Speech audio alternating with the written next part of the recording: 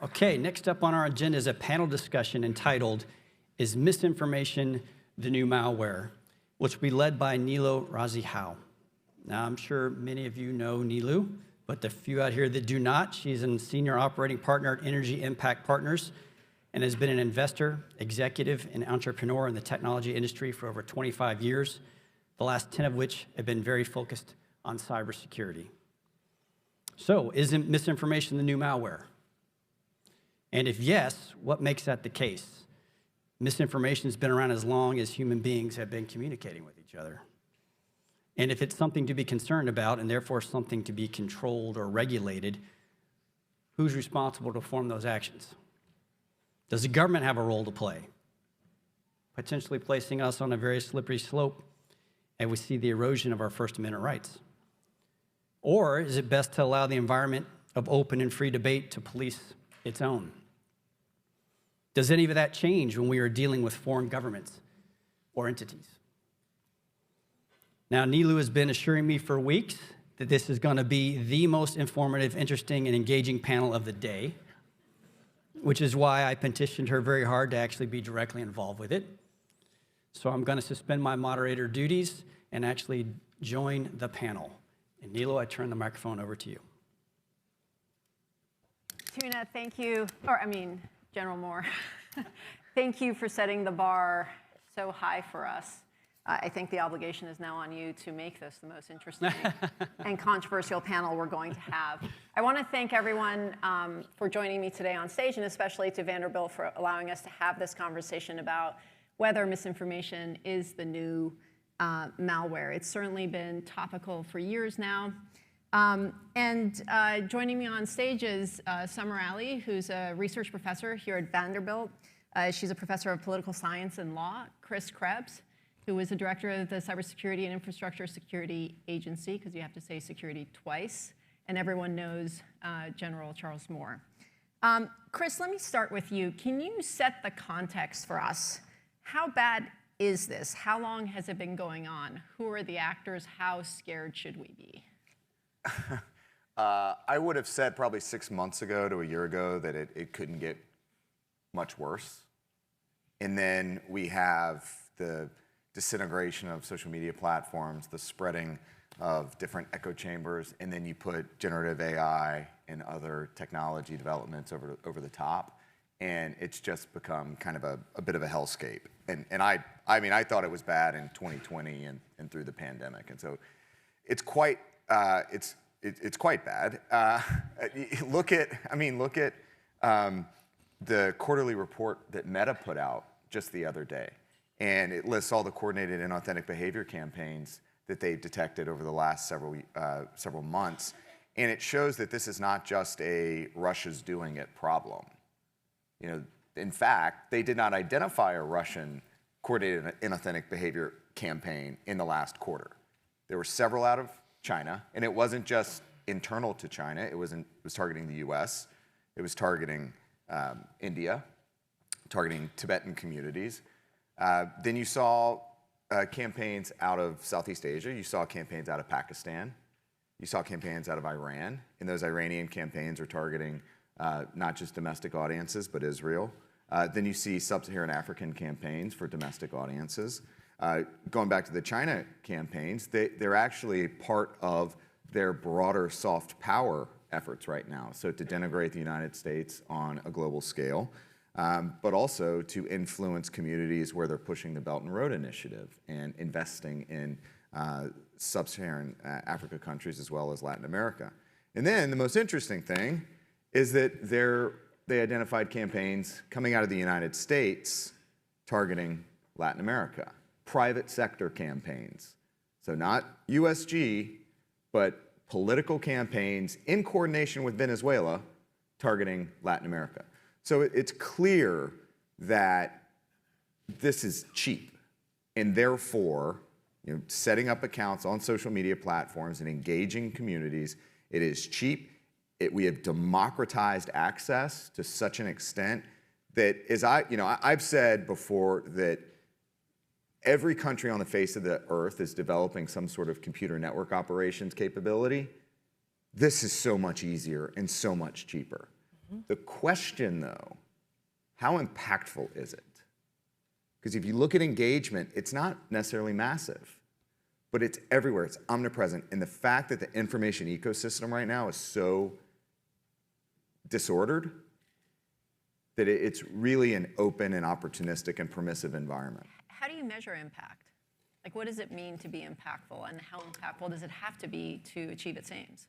So traditionally, if you look at some of the researchers, and I'm sure Samar does some of this, but also some of the groups at the University of Washington and Stanford and Clemson and elsewhere, they can map, or previously, at least on Twitter, were able to map through some of the access that was provided by the Twitter Trust and Safety team to these groups where they could actually do some graphing across the platform and look at engagement. So you could see this account or these accounts that are all linked engaged this number of other accounts, and then you could see the views and impressions across the platform. So that's how they do it, and then you can look at some of the link and chain analysis to make that measure. So, Samar, turning to you, I'm going to stop asking the question who's participating in it and just say who is not participating in information operations from now on, because it seems like everyone is participating in it. But speaking of impact, how is this affecting democracy and political discourse, both in this country and globally? Yes, so democracy requires a lot of things, including an informed public. So you need to be an informed public that can make decisions, facts-based decisions, in order to know who to elect and who to hold accountable. So if you have an information marketplace that's riddled and that leads to or increases a trust deficit, it makes it harder and harder to actually build consensus in smart ways in a democracy, to make smart and good decisions. And so I would say that's one of the big things that we see. Another thing that we see is the ability to actually form communities, which democracies are dependent upon because of that trust deficit that we're dealing with. So if people are so distrustful of each other and they've demonized each other because of misinformation and disinformation campaigns, it makes it very hard for you to actually have a functioning republic, to have a functioning democracy. So where are we on that scale of if like 0 is we've devolved into complete tribal warfare and 10 is a perfectly functioning democracy that I can't think of a time period that I can peg that to? Where are we on this So scale? 0 is bad, 10 is good? Yes, 0 is bad, 10 is good. I would give us right now, I'd say we're at a 4. I don't know what you would say. I don't know where you'd say you think we are. Depends on what day of the week it is. Yeah. But I'm a little bit more optimistic than a lot of people are. Because I think that we were talking about this before, disinformation is not new. It's a new word that we're using. But as there are a lot of advances in society, like we saw this when the printing press was introduced. Right. We saw this when TV came on. I mean, people have new ways in order to spread information that confuses the public. And why do you want to confuse the public, and who wants to confuse the public? What do you get out of chaos? What do you get out of having chaos? Control, and for some people, it's control, it's power. That's one of the ways in which you do it. And it helps you, if you're running for office, for example, it helps you distinguish yourself and saying, I'm the one who's trusted, not my opponent. And then also, we think about a lot in terms of the work that I do and the research that I do in going into who's being targeted with the disinformation, and how is misinformation being used with disinformation entrepreneurs? How are they using the misinformation, feeding it into disinformation channels and algorithms that are working in a particular way to target people that are vulnerable to polarizing norms? But what messages are they using? And we see people who are sophisticated at this will use different messages depending on who it is that they want to reach, based on what their target audience, what they're susceptible to. I just want everyone to know I don't have the attention span of a gnat. I'm actually looking at audience questions that are coming in on my phone. I'm not multitasking. And there's some great questions already coming in, so thank you for that. General Moore, turning to you, let's focus in on foreign adversaries for a second. Can you talk about who the main threat actors are from a US perspective? What are their tactics? What are their goals? Sure. So not surprisingly, it's the usual cast of characters, beginning with Russia, who seems to be the most active in this space as it relates to misinformation, disinformation, propaganda, whatever word you want to use to describe it, to influence the American public. And this goes back to the Cold War and before. During the Cold War, they called it active measures. The Cold War ended, and the United States looked at that, and we pretty much let our capabilities in that realm wither and die. For the most part, they did not. Russia continued them, and they coined the term information warfare. It's a very important term that they use warfare to describe it because they see it as a continuation of war, and war across the spectrum of what we would refer to as conflict. They are very focused on the societal issues and trying to drive hot button issues and divisiveness inside the United States. I mean, they'd love nothing more than to see the United States burn down from the inside out. And so that's where you see their focus. Their intelligence organizations are involved, doing things like hack and dump operations. They do use proxy forces. Many of you probably are aware of the IRA from 2016 fame, the Internet Research Agency, which is part of Yevgeny Prigozhin's empire. And if you recognize that name, that's because of Wagner forces in Ukraine. Yes, it's the same guy. Up to bad news in the cyber domain as well as the physical environment. And they were very focused on those types of influence operations and using social media because our elections and undermining our democracy is one of their primary objectives. I look at Iran, and Iran's really been paying attention to what Russia does and really trying to take a page out of their book. So they're trying to do some of the same type of operations for the exact same reasons. We just last week actually talked about one of those operations for the first time, or should I say Cyber Command did, that occurred in 2020. There was Iranian penetration of a state and local website that was going to be used during the election to project the winnings or the vote totals. They did not have access to affect people's ability to vote or to count the vote or to store the vote or to transmit that, et cetera. But it was all focused in on the website so that they could try to monkey around with the numbers and, of course, undercut people's view if that was truthful information and undercut the election's legitimacy. Thank goodness, because of our forward operations called Hunt Forward operations in some of our allied countries, we discovered that operation and were able to stop it from happening. And then I look at China, and China takes a pretty different view of this. They pay attention to what Russia's doing, they're paying attention to what Iran's doing, but they do see the interdependencies between our two nations. They're not necessarily interested in burning down the United States on these social type issues. They're very interested in showing that the Communist Party and their form of government is superior, and that they want to supplant us not only in the region, but of course globally as the leaders and as the superpower. And so therefore, most of their operations are focused on that, promoting the good things about the Communist Party in China and trying to look at negative aspects of our democracy. They've traditionally done that through the tried and true methods. They'll find political action committees or other ways to donate money to causes and things that they think are important that's going to promote the Chinese Communist Party, even some people that are running for office. They'll even exhort, obviously, to extortion and bribery and those tried and true methods. But then recently, we've seen them change a little bit. And by recent, I mean probably in the last 5 years, and it's the development of apps and, of course, social media platforms like TikTok, which they're using not only as an intelligence gathering tool, but an ability to do exactly what I described, which is to throttle or censor stories they don't find favorable to the Chinese Communist Party and to promote ones that they do. I have no doubt that if we found ourselves in some type of crisis or conflict, that would be ratcheted up quite significantly. We're going to turn back to TikTok in a little bit, but let's talk about U.S. Can I jump on one thing that he just said there, in that shift that we've seen in the last 5 years out of China? French intelligence released a study or a report about a year and a half, 2 years ago, that called it the Russification of Chinese information operations.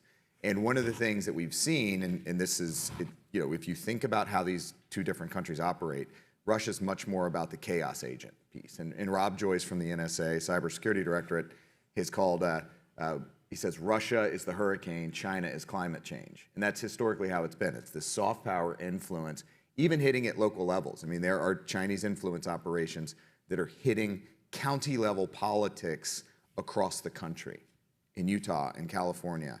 But what we're increasingly seeing is they're starting to have this disruptive element to their operations. There was a campaign about a year ago that went after US and Australian rare earth rare earth minerals companies.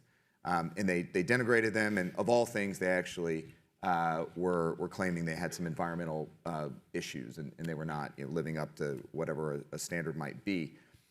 All for the furtherance of the Chinese competition. So they're hitting people, bringing them down.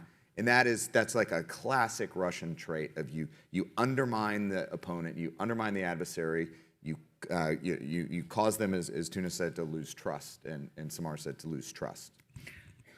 Can I add just to that too? And I just wanted to say, I think one of China's goals as well is to make our form of government seem and feel inefficient.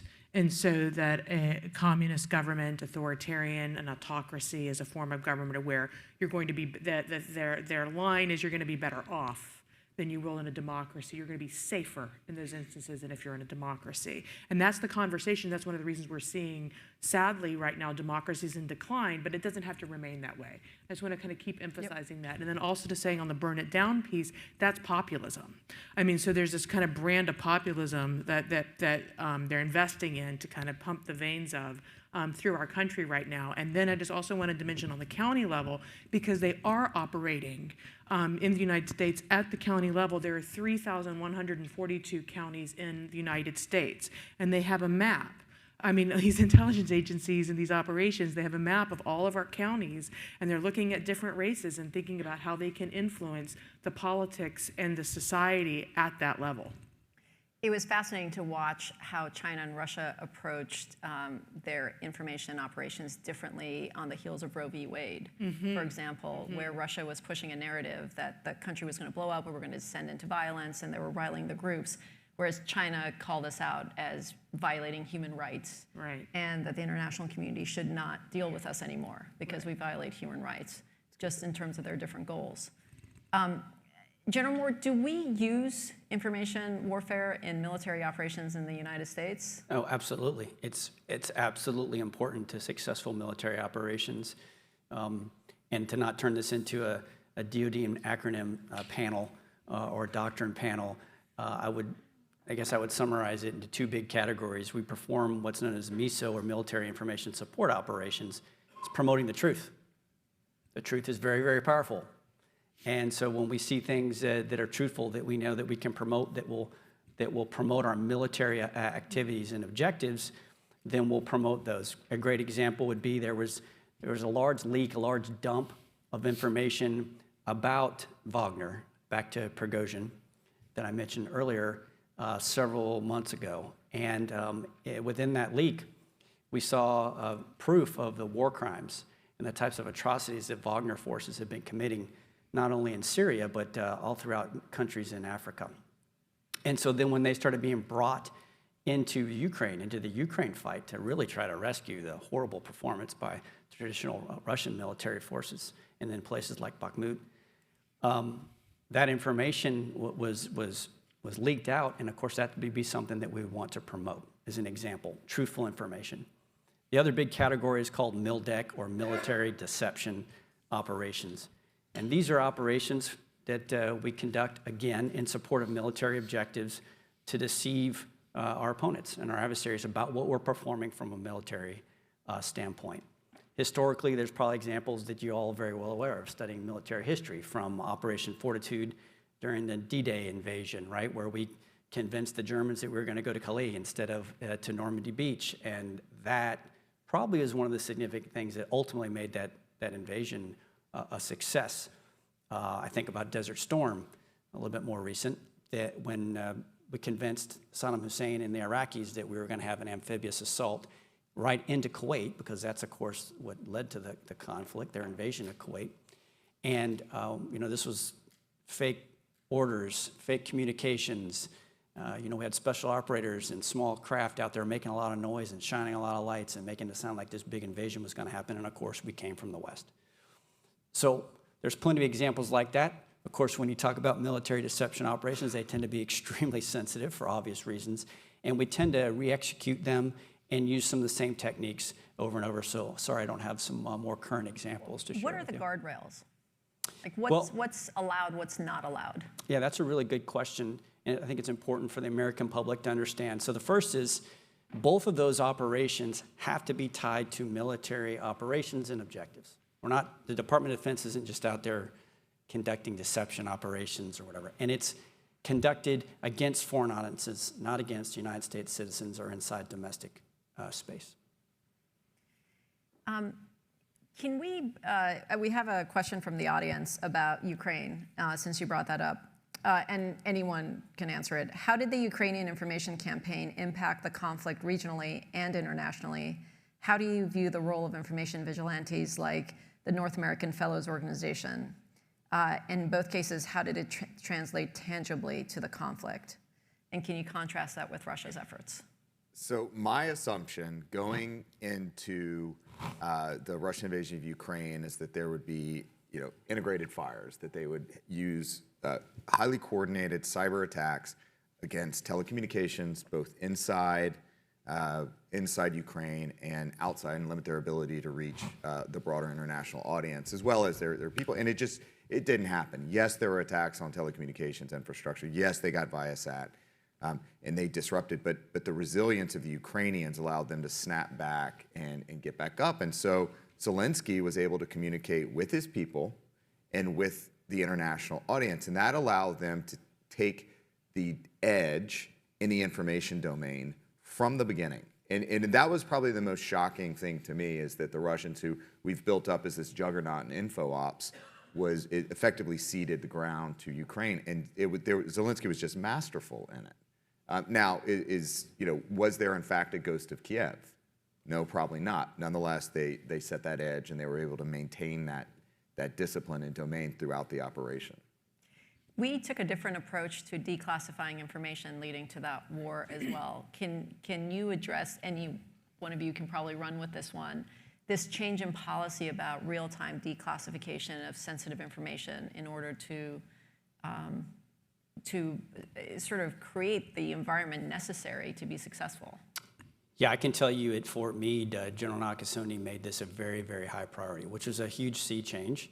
It had been starting to happen. John Darby, he's out here somewhere, mentioned it earlier this morning. It was absolutely critical to be able to share that information as rapidly as we did, and it was also touched on in Deputy Director Marlowe's fireside chat here, that very different type of environment and approach than we've seen traditionally with the intelligence communities. But we understood the importance not only to help counter the information type of operations that we saw that Russia was going to perform, and like we knew they had done in 2014 to help the Ukrainians get ahead of it, but the type of information at large that we're sharing with them is really helping them to understand the adversary, what their plans are, what their scheme of maneuver is, and to stay ahead of their decision cycles.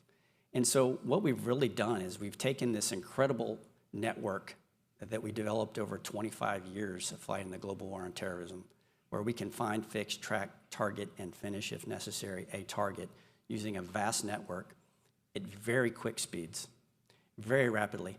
And we've handed a lot of that to the Ukrainians persistently. And so now they're able to actually make use of these incredible weapons that we're giving them and that NATO members are giving them, and they're able to understand what the Russians are doing.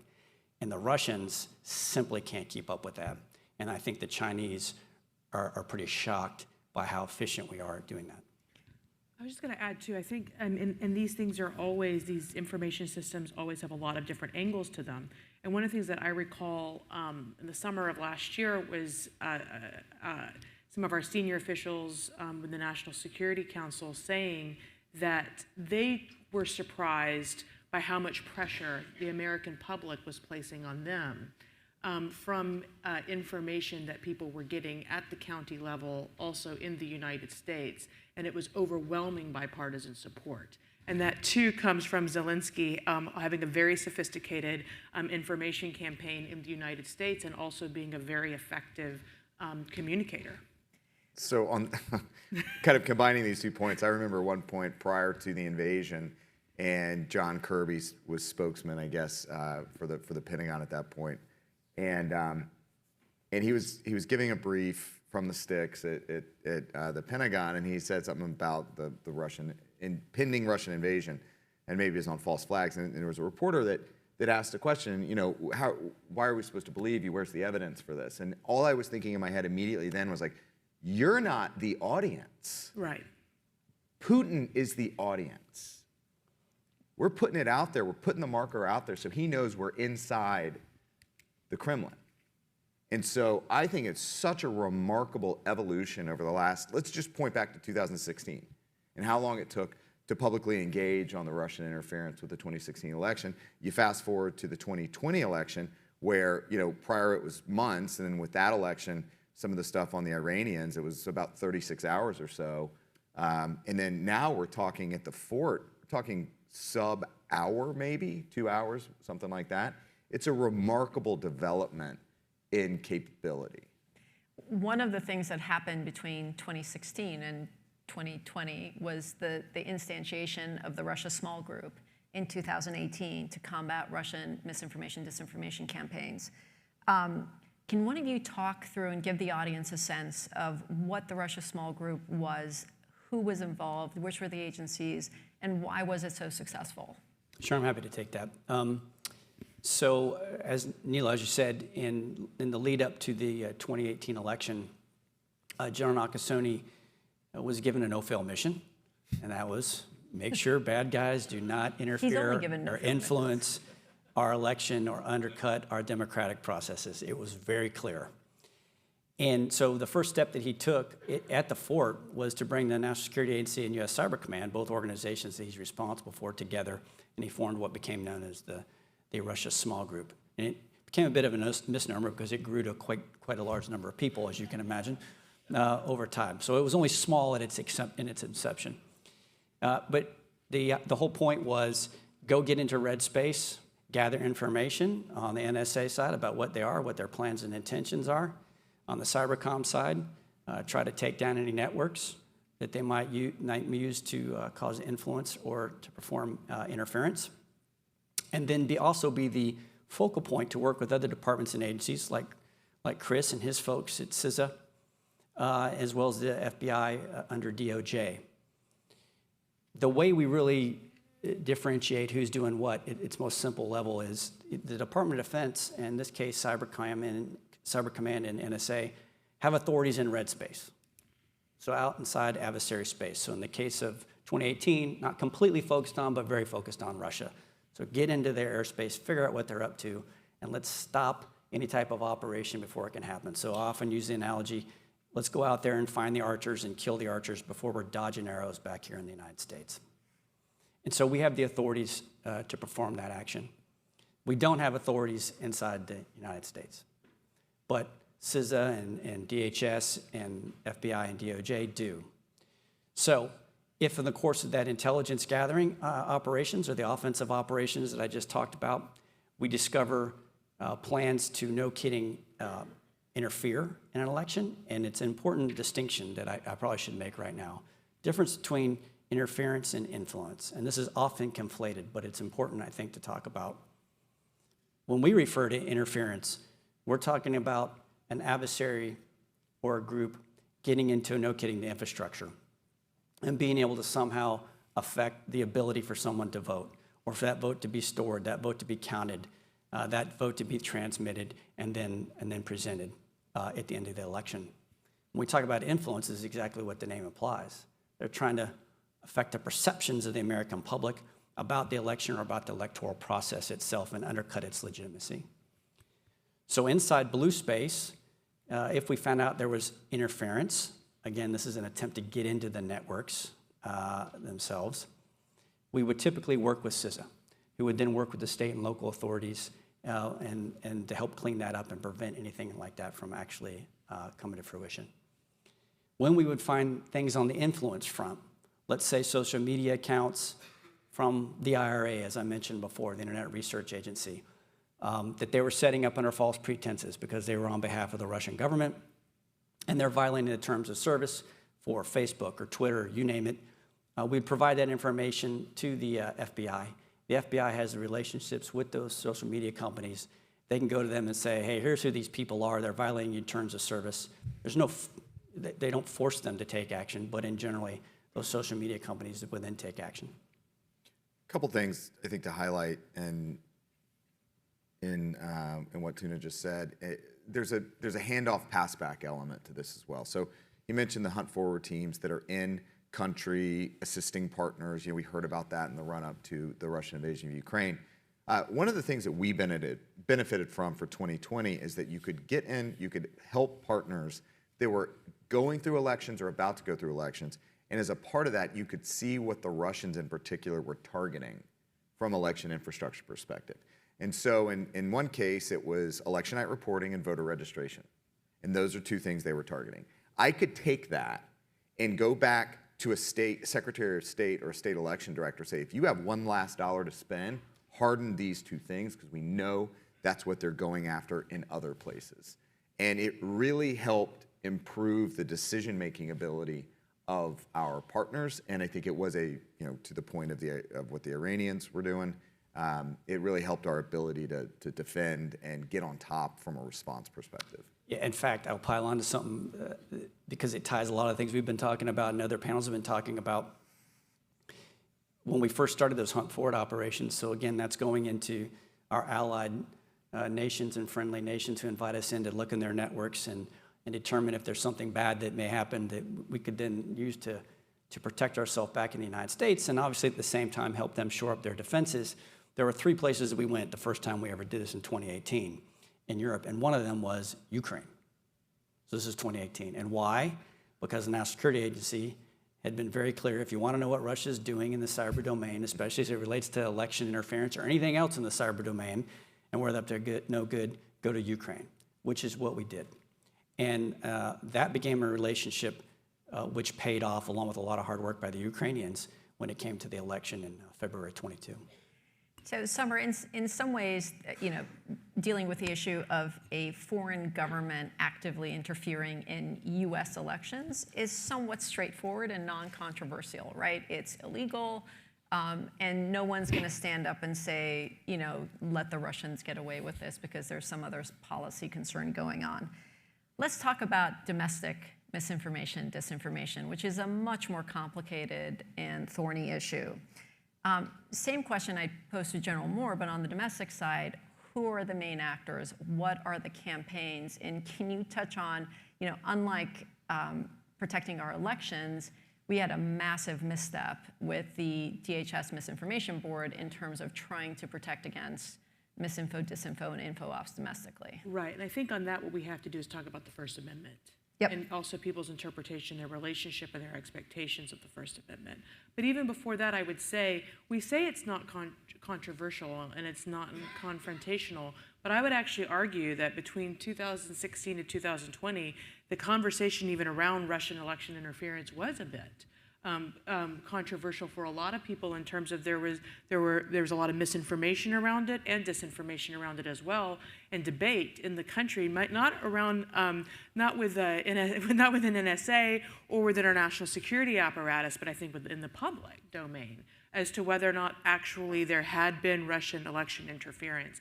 But I think over 4 years there was a success in convincing secretaries of state across party lines that we were at risk of Russian interference and interventions and that we needed to take a stance. And so we've come a long way, but I think that's even an example of over that period of time that we were able to overcome That's it. fair. But to answer the question about the Disinformation Board at DHS, which did not have a long lifespan. How long did it last? I think it was maybe 4 months. And I might have been even less. It was really, it was a failure. And it was a failure because it was perceived as basically Big Brother coming in and micromanaging you and controlling and censoring what you can say, and that is the absolute opposite of what American democracy is and stands for. And so it is. There's a serious concern there around monitoring disinformation. And so because some people will just simply say flat out, disinformation is allowed in the United States. If an American citizen wants to engage in disinformation, they can. They're protected by that under the First Amendment, and it's free speech. And so you should not regulate that. You should not monitor that. You should not put people under surveillance for that. And so what I would say is I think that we're getting also into a territory of, yes, the First Amendment does protect most speech in America today, including disinformation and including misinformation, but that doesn't mean we celebrate that speech. And also if someone— Are there any limits? Yes, there are absolutely limits. I mean, one of the most obvious limits is that you can't use speech to incite violence. You can't scream. It is the most basic one is that you can't scream fire in a theater. But I think that there's— I don't know if you wanted to add in there, Chris. Voter suppression under the Ku Klux Klan Act. Right. And that's how there were 2016, just a month or so ago. A guy that went by the handle Ricky Vaughn on Twitter and other platforms was convicted for a violation of the Ku Klux Klan Act, where he had 58,000 or some odd followers on Twitter, and he pushed out a bunch of messages that said, "Hey, you can vote by texting." And there were a non-zero number of people that actually did not vote, according to the court or the prosecutors. And therefore were prevented or suppressed at their vote. And so they're very clear, and that's some of the things that law enforcement can do, in working with state election officials. They can identify these voter suppression attempts and work with platforms on terms of service violations, and then do a handoff for subsequent investigations. Right, and I think there's a big debate right now too as to whether or not these platforms are themselves publishers, too. And that's a question that hasn't fully been answered yet. And if it's answered that they are, then they're going to fall under the jurisdiction of where we're going to be able to regulate them more than we are right now. Yeah, this touches on the Section 230 of the Federal Communications Decency Act, right? So probably a lot of people in this audience understand that, but under that act, internet service providers and even websites and social media platforms, they're protected from being sued for things that are published on their sites or on their infrastructure by third parties. So that sounds great, because the whole point of the internet, we hoped, kind of like the printing press or the telegraph or the radio or TV, was to increase the access to information and people to engage in free and open debate and the exchange of ideas. The problem, though, at least from where I'm sitting, is that they've taken that and they're straddling both sides of the fence. So they're saying, hey, I'm protected, so I can't be sued for that. But then they're saying, well, but I'm a private company, so therefore I'm justified in censoring whoever I want based on the values and principles of my company and what I want to put in my terms of service. And I think we need to rectify this. I mean, I think you either need to declare you're a publisher or you're a platform. And I think that would be a really important first step to help make sure that we're preserving some of the free speech issues that we're talking about. I think so too. So Section 230 of the Communications Decency Act is decades old, right? It was the advent and infancy of the internet, prior to this advertisement-driven ecosystem that we live in and the monetization of information. And so it was created in a different time. I'm not as hardcore on pulling back or redefining the Section 230 as some commentators out there. I think there are targeted interventions you can make, specifically on micro-targeting. I mean, you're seeing very specific targeting of individuals and communities that are potentially at risk. And I think those are some of the things that we can work through, pull back the immunity. Because really what 230 gives them is an immediate motion to dismiss, in a deference for motion to dismiss at the first level of a filing. But I'll even say in the legal community right now, I've attended meetings recently where First Amendment lawyers will argue that algorithms have First Amendment protection rights. Yes, yep, that would be the other thing that I would look at is the algorithms themselves. So, I think we have to make a different shift here, and that's transparency on platforms. So what happened after the collapse of Enron, right? We had an increase in disclosure and transparency requirements for publicly traded companies through Sarbanes-Oxley. I think that's a model that we could map here for social media platforms. And if you look at what's happening in Europe with the Digital Services Act, where there's 17 large social media platforms that have been designated, there should be a set of requirements. Say, hey, these are where they have to publicly say these are our content moderation policies. This is how we're enforcing them. These are the adjustments we've made. Provide access to public sector interest research groups to actually look at the data behind. So this is not saying the government's going to step in and regulate speech. It's that the platforms, if they're going to be afforded protections under 230, they have to be transparent in how they act. So should we treat TikTok differently than all the other platforms? I mean, personally, I think it's not only a national security risk, but it is a digital child predator. And we have 2 bills right now circulating Congress, and yet are we setting up the Great American Firewall by going after Chinese apps? Should we treat TikTok differently? Does it pose a fundamentally different kind of risk than, say, the other social media platforms? And what's the right approach? There are 4 primary risks with TikTok: data security, data privacy, the disinformation piece, and then child safety. So on the data security piece, we have an algorithm, we have an app that's coded, written in China, and then pushed globally.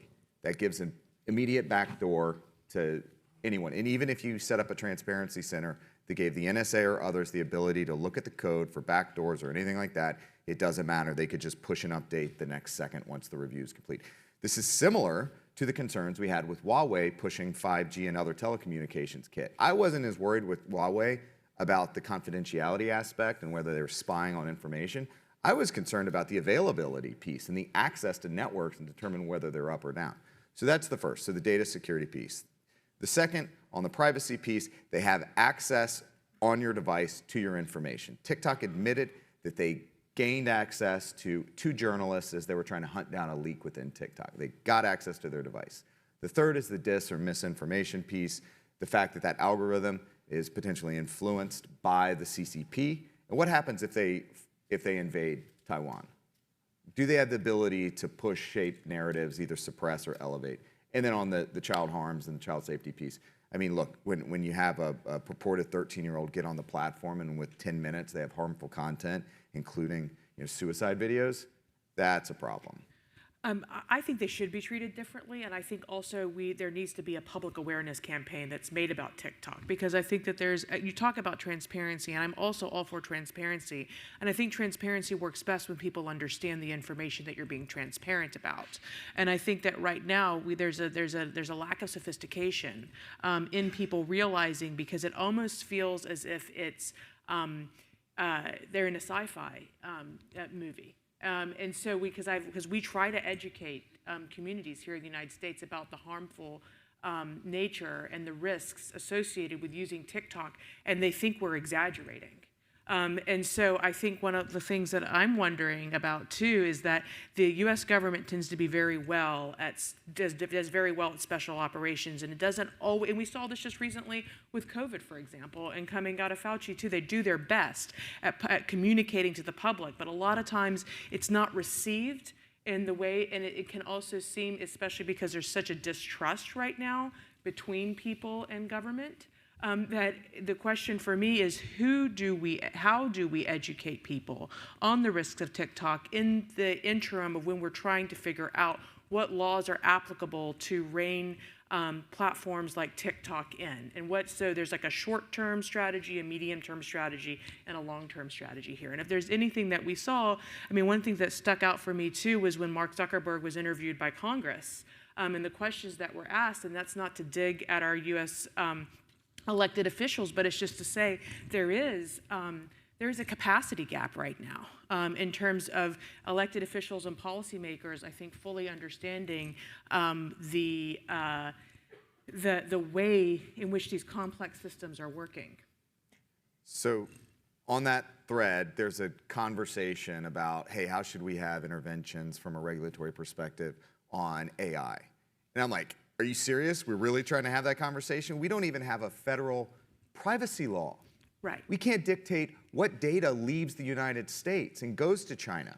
Right. So we're going to have an advanced conversation on AI. Like, we've got to address these fundamentals first. Right. Or you know what's going to happen in the meantime? Whatever happens in Europe goes. Right. Because the GDPR, the General Data Protection Regulation, and the Digital Services Act are dictating globally behaviors that companies, including social media platforms, will comply with. Good news there is that the European Union has said that if the DSA was in effect today, TikTok would be banned. How can we get the government to a place where it can do its job around these very complex technology issues? Are we organized? Like, what concretely can we do differently? Are you asking me? I got fired. I don't know. You're in the perfect place. I don't know.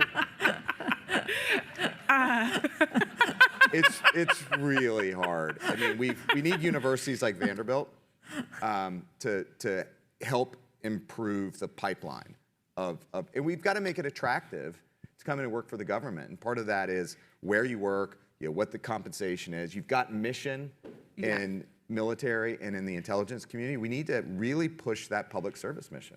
I think the public service mission is really important. I think it's also we have for the first time, I would argue, American citizens in their role as members of civil society have a role to play in protecting our national security interests. And there has been a development over time of ceding that ground primarily to the military and to the government. And now, because of how things are working, we have to, and that's again going back to this and a plug for Vanderbilt and academic institutions like Vanderbilt, in terms of thinking about how do we educate the general public around these incentives and around the complexity of these issues and the vast varying interests, without making them paranoid to the point of where they're paralyzed and they distrust everyone and everything around them, including their neighbors. And so this is a tall order, but I think that we're an innovative society and we can probably figure it out, but part of it's gonna be we have to work together. We call it, we have to work together in terms of countering what we call the hate industrial complex and get very organized in sharing information and making it accessible to everyday Americans at that county level. And so on TikTok, for example, I mean, one of the questions just is in terms of getting innovative, I know this is your space too, so I'm curious to hear your thoughts on this. Is there an alternative to TikTok that we can create, that we can encourage people to move over to and be less reliant on TikTok? So it's interesting because one of the questions that came in from the audience, and I'm ducking this right now, if social media is so problematic, why are we still using it? Free speech, First Amendment. I mean, it's what you can't completely just dismantle social media and say we're not going to use this anymore. I mean, if we were an authoritarian government, I'd say we could do that. But as a democracy, I think it's much more fundamental than that. I mean, this is human nature. This is lizard brains. Yeah.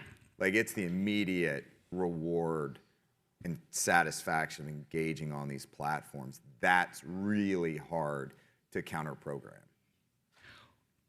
Should we regulate it like a vice?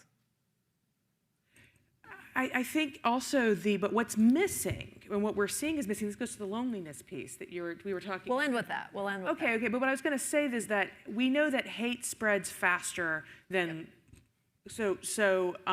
harmful speech is going to be more contagious than, I'll call it peace speech. But people actually, at the end of the day, when they know, it's like an addiction. It's like we had the smoking problem in the country and other things too. So it's going to take somebody who's receiving hate speech 7 times, or like hate-filled messaging and demonizing messaging 7 times. They're going to have to see a counter narrative to that in order to move away from it. This is also why regulation of the algorithms are important too. And I would also want to introduce this term, radicalization of certain members of the public.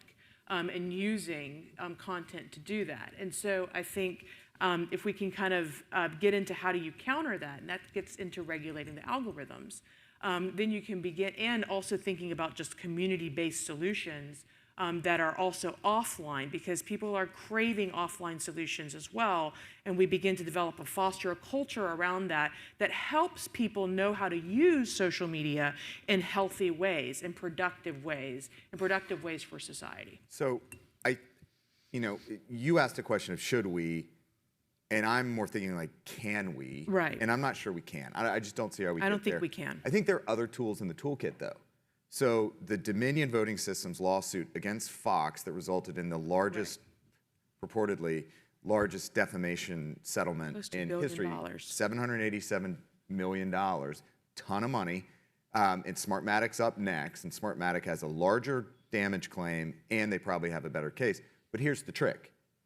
In subsequent polling, 21% of Fox viewers said they trusted the network less because of that, because of the information that was released through discovery. So this is that sunlight is a disinfectant element. It just takes a longer time, and I wonder if it scales. Bad news scales, good news doesn't always scale. During the Cold War, we had the Active Measures Working Group that countered Russian disinformation through State Department, right? And we have the Global Engagement Center at State. Theoretically has the mandate to do this. Do you think they can take on that mission and be effective and shine light? We got to narrow that down. What? And No, go ahead. Tuna's itching, and I've been talking. But No, you know, go what is the GEC's mission? It's foreign. It's not domestic, right? It's foreign. Fair. It also goes back to trust. Yeah, that's exactly what I was going to say. I mean, they are supposed to be focused on foreign propaganda, and they've had instances where that's bled over into the domestic space, and then we have issues about should the government be involved, and are we touching on free speech issues? You know, organizationally, we lost a lot in the Cold War. I said that a lot of things had atrophied, and we used to have the U.S. Information Agency. We don't have that. Inside the Department of Defense, we used to have organizations that helped deal with the themes and the narratives about our adversaries that would align under what the U.S. Information Agency was saying. We don't have that. And I would love to see the get more involved in that at the governmental level, at the highest level. What are our themes and our messages about the United States versus China? Back to the ideological fight. Why do we believe in this thing called human rights? Why are they so important? Why do we believe that our government and our form of government promotes that and the Communist Party does not? These are things that we learned in school when we were in the Cold War, and just about anybody could say right off the top of their tongue. Now, if you talk about what's our approach to China, or what's our approach to Russia, or what's our approach to Iran or DPRK, if you're going to get a coherent message, it's probably going to be a rarity. And so I'd love to see them get into that space, because then the other departments and agencies, especially speaking through a DoD lens, can nest underneath those themes, and we can operate at speed with the messaging environment, and speed wins. We have to drive their actions, we have to drive their perceptions, and we have the ability to do that, but oftentimes we're slowed down by the bureaucracy. I just wanted to add, too, I think during that time period, there was a different trust relationship between the American public and the government, too. And so we're operating in a hyper-polarized environment right now. And so there's almost as if government officials, more and more, we've seen this with the FBI, we've seen this with DHS, we've seen this with the State Department, others are relying on civil society intermediaries who are sophisticated in this space in order to communicate accurate information in ways that then members of civil society can use to inform public relations campaigns that are effective and are disseminated through platforms in 30 seconds, that use content in 30 seconds or less. I don't know if you want to get to another question, or if I can make one more. No, go for it. Okay. And that was just because you asked me to share the story about this period of time when I was being targeted by disinformation campaigns here in the United States, and also by disinformation campaigns in the Middle East coordinated by ISIS. On one part of the world, I was being called a spy and an infidel, and another as a Muslim woman who was working to counter ISIS. And on the other side, in parts of the United States, I was being called a terrorist. And there was a disinformation campaign, a very sophisticated, multi-million-dollar backed campaign that led to the FBI investigating people for attempted murder against me. And it was at that moment, too, that I realized I might die. I hope I don't. However, seriously, but the legal apparatus might not protect me, because this is a gray area of the law. And I might get shot. And people are radicalizing online about me on information that is not true, but they believe that it is true, and they believe that they're acting as patriots. And this is what we saw on January 6th, too. And people who are radicalized who probably wouldn't have done what they had done if they hadn't been targeted by some of the information campaigns that they were being targeted by. And in thinking about kind of like sophisticated thinking around the First Amendment and how it works, I was thinking to myself, our legal system might not be able to protect me. And also, we might not get everything in place that we need to get in place in order. I might just be kind of caught in that moment of time. That's most unfortunate. So what do I do? And that's one of the things that led to the work that I'm doing now and millions of conversations, which is also thinking about how do we effectively deliver and counter polarizing messages to vulnerable communities that help us as a society advance forward at this critical moment together. And how do we do that? And so because it might take 10 to 15 to 20 years in terms of for the government and for policies and for the legal system and defamation cases and et cetera to catch up. And in the meantime, how many people are going to get hurt? And so that's kind of contributing to some of the way in which I engage with this, including going back to this point, and that is, how do we truth speak to the public and to vulnerable populations that are being targeted with divisive messages that are harmful from within? So a lot of people internationally are saying and are betting that how they're going to hurt the U.S. the most is going to be by investing in our demise through our social divisions. Can you talk a little bit on how AI is kind of fuel to the fire on this issue?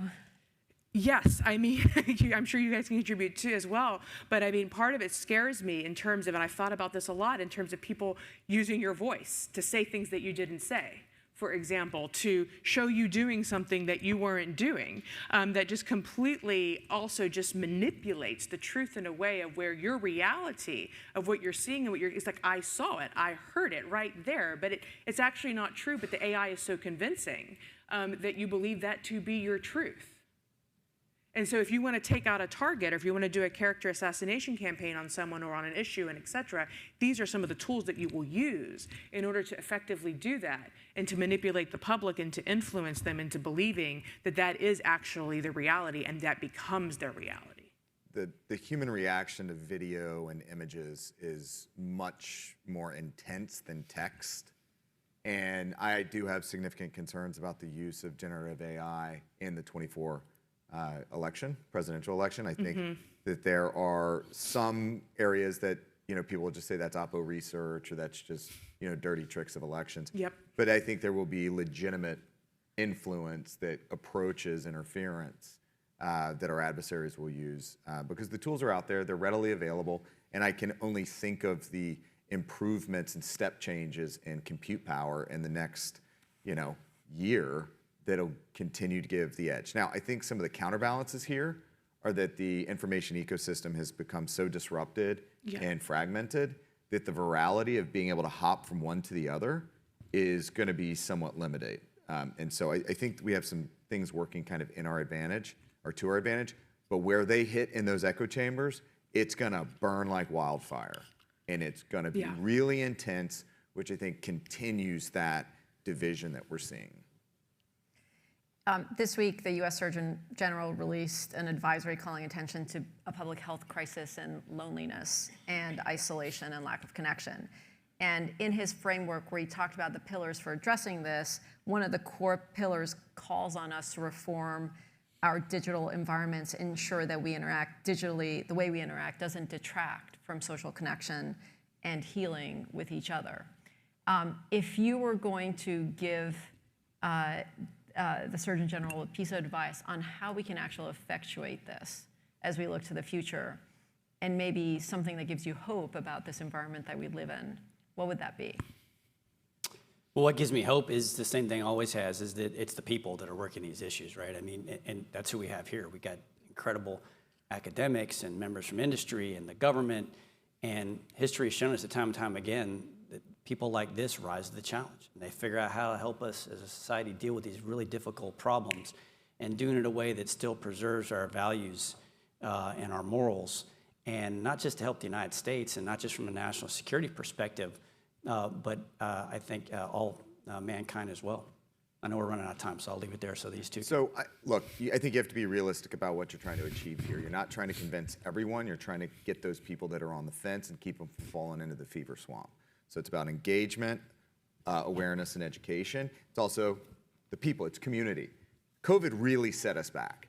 COVID of people pulling back from community, from groups of faith, from kids' sports, from school groups, where you would interact with different perspectives and you would get kind of mitigating inputs and signal on your ideas. Instead, people go back and they get into their Facebook groups or whatever, and all of a sudden it's like, hey, did you hear, JFK Jr. is still alive. We're going to go down to Dallas to meet him. These sorts of things, they burn like wildfire in groups where you don't have mitigating signals or contrary signals. So I think as we pull back out of COVID and we re-engage in community, I think that's a significant factor. I think also, as we saw prior to the invasion of Ukraine, people are more discerning, I think, over time. They get more calloused. And so some of the bad stuff's bouncing off a little bit more than it was 3 or 4 years ago. That's true. I think what gives me hope is that we're talking about it. And I think we're naming it. And this is something that we really haven't been doing until very recently. And so I think that is going to raise awareness around the problem that we have. And America is really good when we know we have a problem and we're on the same page that we have a problem, we're good at solving problems. And going back to your point too, and kind of making it our patriotic duty and mission to solve this problem, because the whole world is actually bogged down with this issue and is facing it. And so, once again, America is known for being innovative. We're known for being solutions-oriented. So if we can begin and showing and demonstrating that the First Amendment works in this environment and that we can create content that challenges successfully hate-filled content in the information marketplace, and that people start moving in that direction, and we do it in a way where people feel our First Amendment has stood the test of time and continued to stand the test of time, that's the pillar of democracy as well. I think we'll see more and more people, and going back to the human rights piece again, feeling like I'm opting into that. I don't want an autocracy. I don't want authoritarianism. I don't want those things at all. I want the freedom to be, and this is a place of where I feel safe to do that, and we kind of can demonstrate that once again. And yes, I mean, millions of conversations for those of you who I talk about this a lot. Communities at the center of what we're doing, online and offline, because we are human beings. We are not robots. We are craving that offline connection. And then sometimes in those offline connections too, like one of the things that we say is take a 30-second video clip of you having a happy moment together with somebody that you might look different than you, for example, and post it on your social media account. Get those algorithms going in the right direction, because people right now are trusting the most friends and family networks. And so that's just one small thing, like of a piece of advice that I think could go a very long way. Well, thank you all so much. Really appreciate the conversation, and a round of applause for our amazing panelists. Thank you. Good job. Thanks, Brad.